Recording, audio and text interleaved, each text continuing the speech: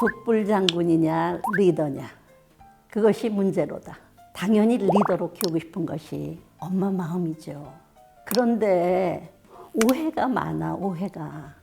정말 우리 아이를 위한 게 뭔지 우리 한번 생각해 봅시다. 우리나라 사람들은 남의 눈을 많이 의식하고 산다고들 합니다. 그러나 정작 남을 의식해야 할 때에는 남을 의식하지 않고 자기 편한 대로 사는 경우도 많이 있죠. 요즘 우리 주위에는 대멋대로 뛰어다니며 주위의 사람들에게 방해가 된 들망아지 같은 아이들이 많습니다. 음식점에 가서도 가만히 앉아있지를 못하고 이곳저곳으로 뛰어다니면서 엎지르고 깨뜨리고 소리 지르면서 다른 사람들의 눈살을 찌푸리게 하는 아이들을 쉽게 찾아볼 수 있고요. 그런데 이상한 것은 그 부모는 대견하다는 듯이 웃으면서 아이들을 보고 있다는 점입니다. 옆에서 아이에게 조용히 하라고 한마디 하면 오히려 부모가 더 큰 소리를 치기도 하는데요. 왜 남의 아이 기를 죽이냐고, 깨진 그릇 물어내면 그만 아니냐고 말이죠. 대부분의 부모들은 이 다음 자녀들이 자라서 사회생활을 하게 될 때 리더가 되게 하기 위해서 아이를 씩씩하고 용기 있게 키워야 한다고 생각합니다. 이 다음 큰 소리를 하면서 살게 하기 위해서는 지금부터 길을 살려야 한다고 생각하는 거죠. 그래서 아이들이 공공장소에서 큰 소리를 치고 떠들어도 내버려 둡니다. 뛰어다녀서 남에게 방해가 좀 된다 하더라도 아이가 하고 싶다면 내버려 두는 것이죠. 야단을 쳐서 기가 죽으면 안 되니까요. 참으로 걱정스러운 광경이 아닐 수 없습니다.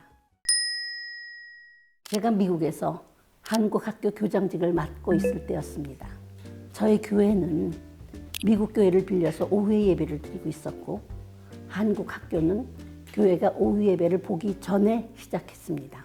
한국 학교에 오는 학생들은 일찍 교회에 오기 때문에 어떤 때는 미국 교회가 채 끝나기 전에 오는 아이들도 덜어 있었어요. 교회에 일찍 도착한 아이들은 교회를 마치 운동장처럼 신나게 뛰어다녔고, 교장이었던 저는 미국 교회의 눈치를 보기에 바빴습니다. 제가 아무리 쫓아다니며 조용히 하라고 해도 집에서 그렇게 길들여진 아이들은 쉽게 진정시킬 수가 없었습니다. 이런 아이들을 견디다 못한 미국 교회 목사님이 아이들이 좀 조용했으면 좋겠다라고 이야기를 할 때면 저는 쥐구멍을 찾아야 했습니다. 예배가 끝나 조용히 부모 손을 잡고 나오는 미국 아이들을 보면 저 장면이 가능해? 우리 아이들도 저렇게 할 수 있어? 라는 생각도 들고 우리 아이들의 모습이 부끄러워 그냥 얼굴이 붉어지곤 했습니다. 뉴욕과 같이 한국인이 많은 곳에서는 아이들이 너무 교회를 훼손시키기 때문에 이제 아예 한국인들에게는 교회를 빌려주지 않으려고 한다고 합니다.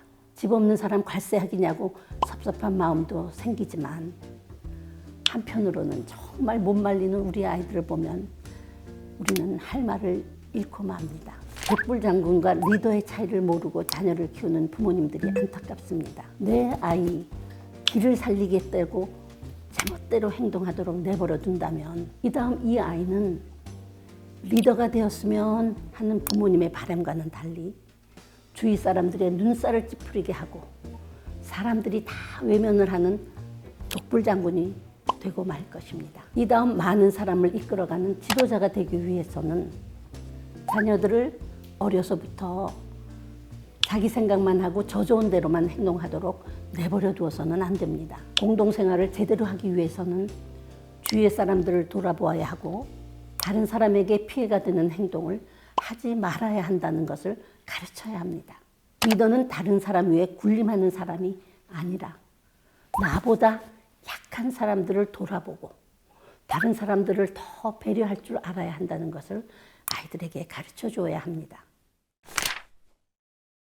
제가 지금까지 말씀드린 내용은 26년 전에 사랑으로 크는 나무라는 잡지에 제가 기고를 했던 내용인데요. 정말 다시 생각해도 얼굴이 뜨겁네요.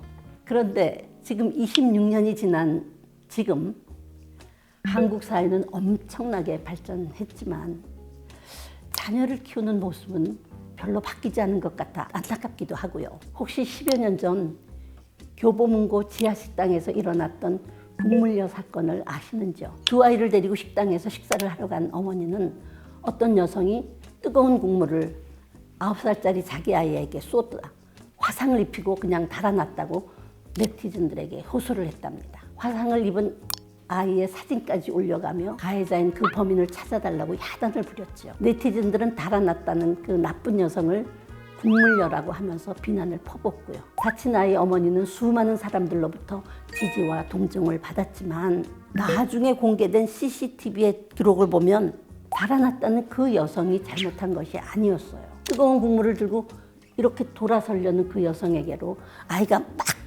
뛰어오면서 부딪혀서 국물이 쏟아지고 오히려 그 여성도 손을 댔고 그래서 그 여성이 오히려 피해자임이 드러났습니다. 화상을 입었다는 이 아이도 미국 교회에서 뛰어다니던 아이들처럼 비좁은 식당에서 뛰어다니다 사고를 냈습니다. 그런데 아이의 엄마는 아이가 식당에서 뛰어다녔던 것에 대해서는 전혀 개의치도 않았고 사과도 하지 않았습니다. 부모님들의 이러한 태도야말로 자녀들에게 잘못된 판단력을 심어주며 다른 사람에 대한 배려심을 키워주지 못하게 되는 것이죠. 부모님들 자녀의 길을 살려준다고 잘못한 것도 그냥 묵인해버리시면 절대로 안 돼요.